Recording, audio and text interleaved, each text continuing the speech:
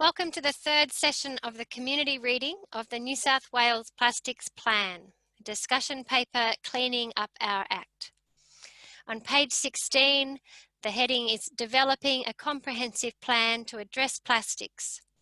Outcome 2, make the most of our plastic resources, from generation and use to collection and processing to end-of-life future state.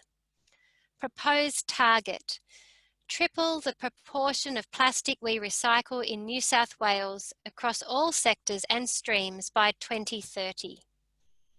What is the problem? Plastic has a poor record for recycling. Globally, only 18% of all plastic waste generated is recycled. But that figure is only 10% in New South Wales and 12% Australia-wide. So tripling it is literally only aiming for 30% recycling rate in New South Wales. In New South Wales, the capacity to recycle plastic waste is currently underdeveloped. We can create new industries and jobs by improving plastic recycling capacity and returning plastic to productive use. In Australia, an estimated 9.2 full-time employees are directly employed in recycling for every 10,000 tonnes of material processed, compared to only 2.8 full-time employees for the same amount sent to landfill. Okay, so what's some of these plastic facts? So we know plastic recycling rates are low. In New South Wales, it generally generates 800,000 tonnes of plastic waste each year, but only 10% of that is actually recycled. New South Wales has 17 plastic recyclers or remanufacturers, but what we do know is that only 30% of plastic waste that is recycled in New South Wales is remanufactured here in the state, with the rest sent either interstate or overseas for reprocessing. Plastic waste in New South Wales is usually collected either with other general waste, like household or commercial red bins, or mixed in with commingled waste with other recyclable materials, such as glass, metal, paper, and cardboard, like our household yellow bins. Confusion about what can be recycled often means non-recyclable plastic waste contaminates the yellow bins, leading to lower value commodities. International export markets like China, Malaysia, and Indonesia are no longer willing to take low value, poorly sorted recyclable materials. Mixed plastic waste from curbside yellow bins has been steadily declining in value in both 2019 and earlier in 2018. That leaves 147,000 tonnes of mixed plastic waste were exported from Australia at an average value of about $4 Australian per tonne. Plastic waste, typically PET, HDPE and LDPE, so high density polyethylene and low density polyethylene, is also collected through our return and earn schemes, where people deliver their eligible beverage containers to return points for 10 cents. This material is valuable as it produces a clean stream of high quality plastic material free from contamination by other waste products. There are alternative collection systems for other plastics, such as returning soft plastics to supermarket collection bins, mailing back plastic cosmetic packaging products to their brand owners, or donating synthetic clothing to charities. However, these systems aren't used as much as they could. They're often not as convenient, or should I say they are not as often convenient as curbside bin collections, and many people do not know about them. There is also a lack of local and global markets for the waste plastic that we generate, collect, and sort. In other words, there are not enough plastic remanufacturers, either in New South Wales, Australia, or overseas, that want to buy our sorted plastic waste to reprocess. Another challenge is that many plastics cannot be repeatedly recycled. Thermoset plastics, such as fiberglass and foams, which are made of polymers that become irreversibly rigid when they are heated, cannot be remelted or reshaped. This makes thermoset plastics difficult to recycle. Often they can only be recycled into lower value products, which usually cannot be recycled themselves. Some items made up of composite materials that contain plastics are usually not recycled because it's expensive, difficult, and time-consuming to separate plastics from the other parts of the material. Another example of composite material is liquid paperboard, which is used in items like takeaway coffee cups.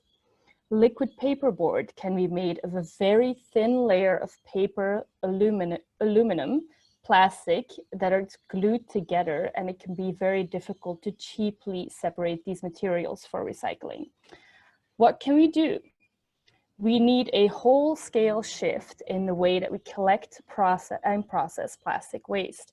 Historically, councils, consumers, and the waste industry have tried to manage the ever-growing tide of plastic waste. We can change that by giving more of that responsibility to producers for not only collecting and processing plastic, but also reusing it in their manufacturing processes. The EU is leading the way in this regard with bold product stewardship schemes in member states such as Netherlands, Germany, and France for plastic and other packaging. We could also identify ways to stimulate demand for recycled plastic content through government procurement and invest in building the capacity of industry to meet future demand. So who is responsible? Government? Are they responsible? They should take the lead on setting a fairly regulatory environment that drives better producer management of plastic. The community are also responsible. They need to engage in new ways to collect and process the plastic waste. And then there's industry, where we need to work in partnership with government and community on new ways to manage plastic. Priority Direction 4. Make producers of plastic items more responsible for collecting and recycling in New South Wales. Currently in New South Wales, when a plastic item is produced and sold on the market, there is often no obligation on the producer to take responsibility for what happens to that item when it reaches the end of its useful life. When it becomes a waste product, responsibility for managing it often falls to the consumer, local governments and businesses, and the waste management sector. Under producer responsibility schemes, the cost and responsibility for the end-of-life management of an item can be borne by the producer. Increasing producer responsibility for the items they make and sell can encourage more efficient collection and processing, better design of products, and the reuse or remanufacturing of recycled content. New South Wales already has legislation allowing it to introduce extended producer responsibility and product stewardship schemes. The Commonwealth Government manages product stewardship at a national level under the Product Stewardship Act 2011. The Act sets the framework to effectively manage the environmental, health, and safety impacts of products across Australia. It allows products to be regulated or voluntary product stewardship arrangements to be accredited by the Australian Government. Extended producer responsibility involves producers taking more responsibility, including physical or financial, for managing the environmental impact of their products at the end-of-life stages of the product's life cycle. Product stewardship goes even further, involving a shared responsibility across all life cycle stages, from the extraction of virgin materials to manufacturing, consumption, and through to and including ultimate disposal and what happens afterwards. There are currently 2 accredited voluntary national product stewardship schemes in operation. The first one is Mobile Muster, which provides a free collection and recycling service to consumers to help keep mobile phone products out of the general waste stream and to ensure they are recycled in a safe, secure, and ethical way. Members of the scheme include all of the major mobile handset manufacturers and network providers, and their funds support recycling and various marketing and education activities to promote awareness and uptake of the program. The second scheme is FluoroCycle, which is a voluntary product stewardship arrangement that seeks to increase the national recycling rate of waste mercury-containing lamps. The scheme's operation is fully funded by a recycling levy, which is paid by members of Lighting Council Australia, though businesses, government agencies, and other organisations can also join as signatories. The arrangement targets the commercial and public space sectors, where the bulk of waste lamps are generated. While there are currently no mandatory extended producer responsibility or product stewardship schemes specific to plastic in New South Wales, certain industries are subject to similar types of legislation that apply more broadly to both plastic and non-plastic products, such as beverage containers eligible for return and earn, and consumer packaging. These schemes are outlined in further detail in the case studies. Case study, New South Wales Container Deposit Scheme, Return and Earn. The Container Deposit Scheme legislation recognises the responsibility that the beverage industry shares with the community for reducing and dealing with the waste generated by beverage product packaging, and sets up a cost-effective statewide container deposit scheme to help the beverage industry pass that responsibility on and to promote the recovery, reuse, and recycling of empty beverage containers. The scheme operates by offering consumers a 10-cent refund for each eligible container redeemed at the return point, either reverse vending machines, over-the-counter, or automated depot. The refunds provided a reason for customers to hold on to their empty containers and return it for the refund. The refund also gives people a financial reason to pick up littered containers. Funding for the 10-cent refunds is collected from first suppliers, manufacturers, importers, wholesalers, or retailers, bringing eligible drink containers into New South Wales. Return and Earn has been highly successful, mostly because it's convenient and well designed. Over 3 billion containers have been collected in just over 2 years of operation. Before this, about 33% of containers were recovered through the curbside system. In the first half of 2019, this had raised to an average of 69% through both return points and curbside combined. The New South Wales government could explore how the essential design elements of Return and Earn can be reflected in new extended producer responsibility or product stewardship schemes for other types of plastics. Product stewardship schemes promote the recovery, reuse, and recycling of materials. Developing a comprehensive plan to address plastics. Recycling of consumer packaging. In New South Wales, large producers or brand owners of consumer products with a gross annual income in Australia of more than $5 million have a legal obligation to reduce the environmental degradation caused by the disposal of used packaging, conserve virgin materials through waste avoidance, and promote the reuse and recycling of used packaging materials. Liable brand owners can fulfill this responsibility by either joining APCO, which is the Australian Packaging Covenant Organisation, a co-regulated scheme, or by choosing to be directly regulated by state and territory governments in accordance with the specific recovery targets and the other reporting needs set out in each state or territory. Most liable brand owners currently elect to become members of APCO rather than be directly regulated by the New South Wales government. In April 2018, all Australian environment ministers agreed to work with APCO and its 1,500 members to develop a national packaging target of 100% of Australian packaging being recyclable, combustible or reusable by 2025 or earlier. APCO carries out activities to promote sustainable packaging design, education, and other circular economy projects to achieve the national target, but does not directly collect packaging, waste, or fund recycling systems for packaging. The New South Wales government could explore how extended producer responsibility or product stewardship instruments can be leveraged to further support recycling of consumer packaging in New South Wales and make sure industry-led targets are being achieved? Case study. Packaging Recycling Act Japan since 1995. Japan has had in place the Act on the Promotion of Sorted Collection and Recycling of Containers and Packaging 1995, called the Packaging Recycling Act.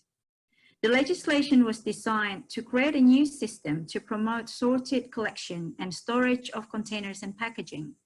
The Packaging Recycling Act requires that designated producers, including importers, must recycle waste packaging that meets specific sorting criteria after being collected in a sorted state by municipalities. There are obligatory recycling amounts, standards, and targets set for each individual packaging producers.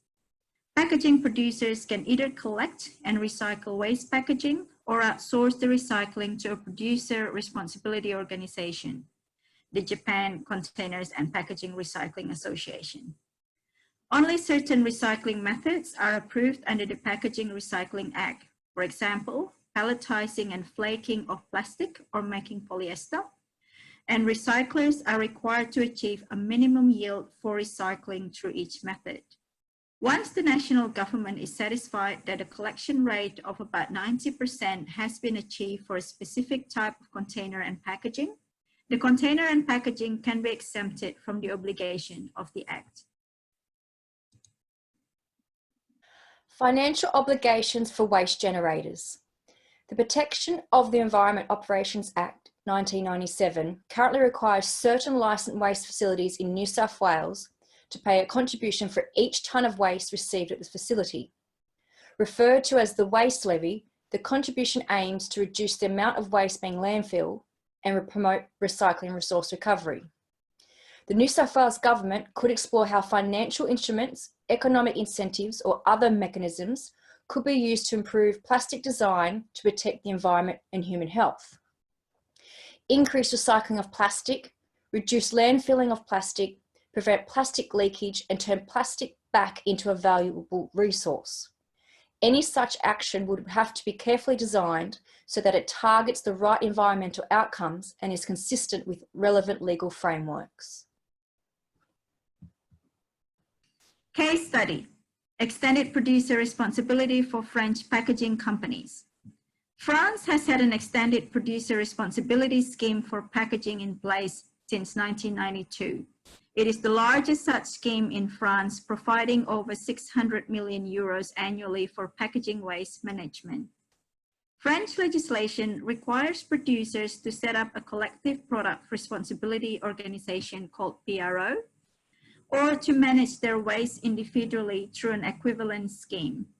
Producers pay an eco contribution to the PRO to manage the waste generated by their products at end of life.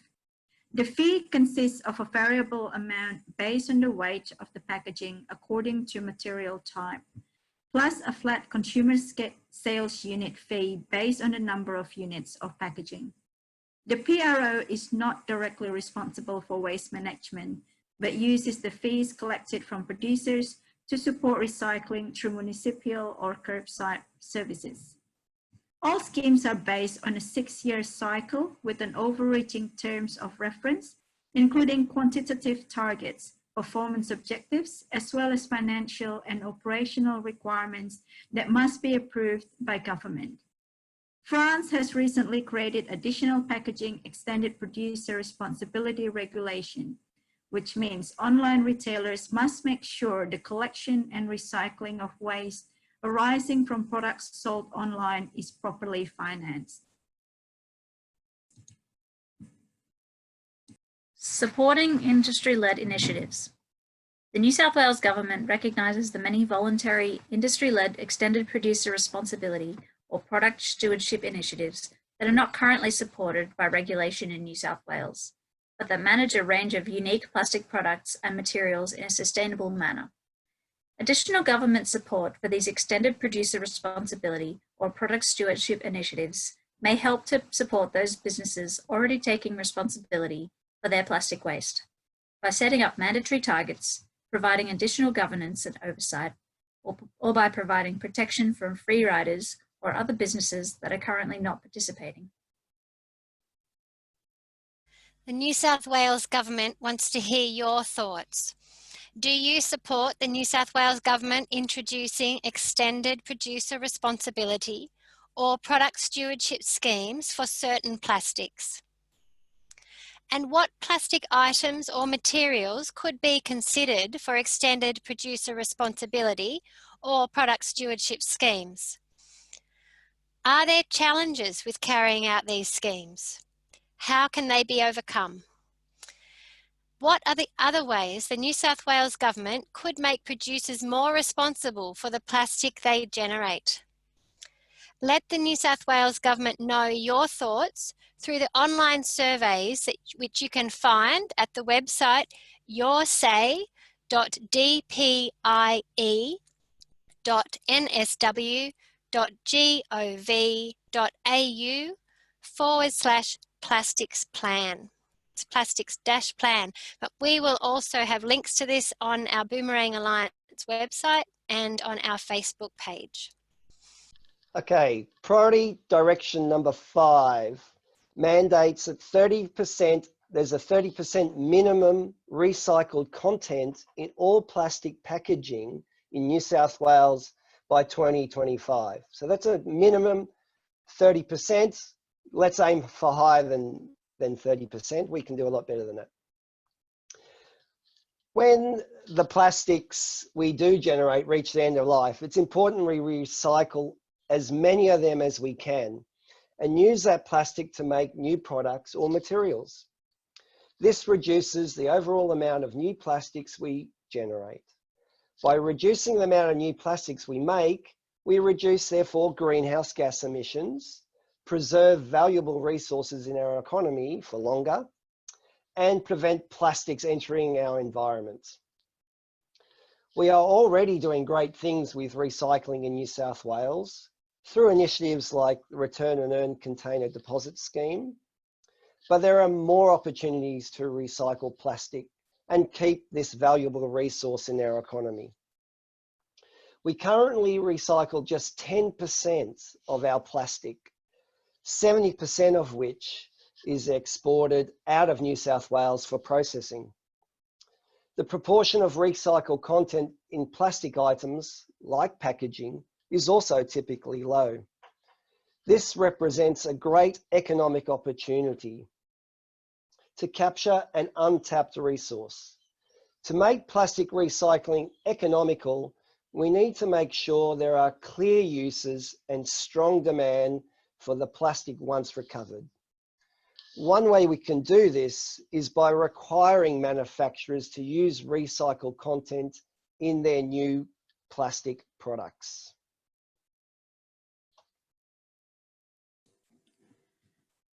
Case study, recycled content targets for the UK. Ambitious targets set by the UK Plastic Pact will see plastic packaging containing an average of 30% recycled content by 2025. The UK Plastic Pact brings together government, industry, businesses, and the community to transform the way the UK makes, uses, and disposes of plastic. This target will be met by improving access to quality recycled material, coupled with specifying recycled content in packaging of all new, relaunch, and top-selling products to meet the Pact guidelines.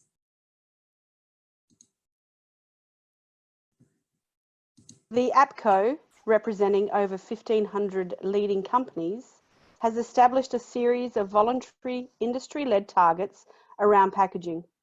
One of these targets is to ensure that all packaging includes an average of 30% recycled content by 2025. The New South Wales Government may consider going a step further and mandating a minimum target for the use of recycled plastic in new plastic packaging or other plastic products or materials. If plastic packaging contained at least 30% of recycled content, this would equate to more than 100,000 tonnes of recycled plastic. Coupled with initiatives such as the industry-led and local market development to ensure recycled content is sourced domestically, New South Wales could significantly increase the amount of plastics we recycle.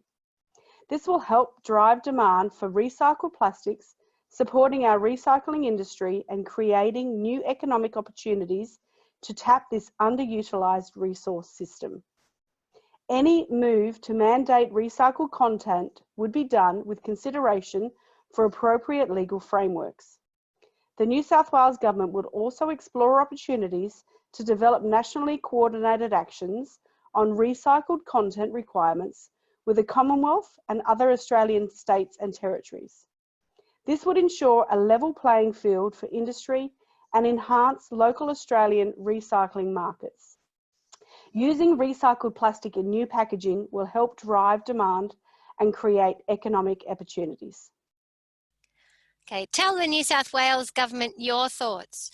Do you support a requirement for plastic packaging to contain at least 30% recycled content by 2025? Or, in our comment, maybe more. You could ask for more. That's a reader's note. Do you want all new plastic items to be made with recycled plastic? Would a requirement to use recycled plastic drive demand for recycled content? Are there barriers to creating a reliable supply of locally recycled materials for reprocessing? And if so, how could they be overcome?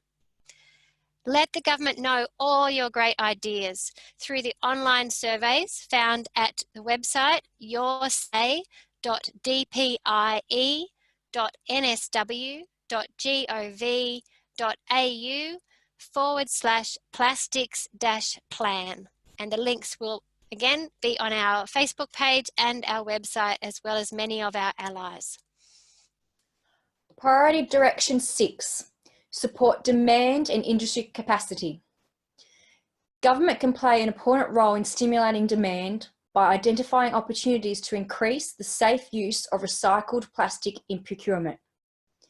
The New South Wales Government currently applies a weighting of 15% for social and environmental issues when it assesses procurement tenders. This could be refined to have a specific weighting for recycled plastic content in particular goods. Likewise, we can identify infrastructure construction projects like roads that may be able to safely use recycled polymers and set targets for the amount of content we use. The use of recycled plastics in construction is still an emerging field, so government can work proactively with industry to develop new solutions. One way the New South Wales Government plans to do this by encouraging research and development and working collaboratively on the development of the national engineering specifications and standards to support the use of recycled plastics in building, construction and infrastructure development. By taking the lead, government can use its buying power to send a signal to the market and encourage investment in processing capacity. Case study. Soft plastic collection and upcycling, Dungog Shire Council in partnership with Plastic Police has been diverting soft plastic from the waste stream for upcycling into products which are then procured by council in a circular economy based process. Sparked by a community-driven initiative, Boomerang Bags, Council has provided a soft plastic collection system and education program aimed at behavior change and increasing the diversion of soft plastic from landfill. Plastic Police has provided support by sourcing a processor and markets for the collected materials. Since starting, around 13 tons of soft plastic have been collected, baled and forwarded to processors to upcycle the material into items such as street furniture and asphalt for road construction. Case study. Soft plastic asphalt plant civil construction company Downer opened a new facility at its asphalt plant in Macquarie that can turn waste plastic into road and pavement material. The asphalt product, known as Reconophalt, uses soft plastic collected through red cycle and toner cartridges through Planet Arc. Every kilometer of 2-lane road made with Reconophalt contains the equivalent of 530,000 plastic bags, 168,000 glass bottles, and 12,500 toner cartridges. The New South Wales Government can also help to build industry capacity through funding support. The 9-year, $802 million Waste Less, Recycle More initiative has supported new technology and recycling infrastructure throughout the state, but expires in 2021. While the structure of future programs funded by the proceeds of the waste levy will be further explored as part of the 20-year waste strategy, any future funding programs should be targeted to support game-changing initiatives for plastic recycling and remanufacturing that help to deliver the outcomes in this discussion paper. This gives us an opportunity to concentrate funding towards the projects most likely to trigger an industry-wide shift. Tell the New South Wales Government your thoughts. How can New South Wales Government procurement best encourage the use of recycled plastics? What type of funding, for example, direct grants, low interest loans, would encourage investment in the plastics recycling sector? What type of projects could be funded to increase plastic recycling? Don't forget to look for recycled plastic products when you are out shopping. Okay, let the government know your thoughts through the online surveys found at the website yoursay.dpia.newsouthwales.gov.au/plastics-plan. We hope that you will go online, check out the links on our website and on the Facebook page to do the surveys or send in a submission, and look forward to giving you the next instalment tomorrow.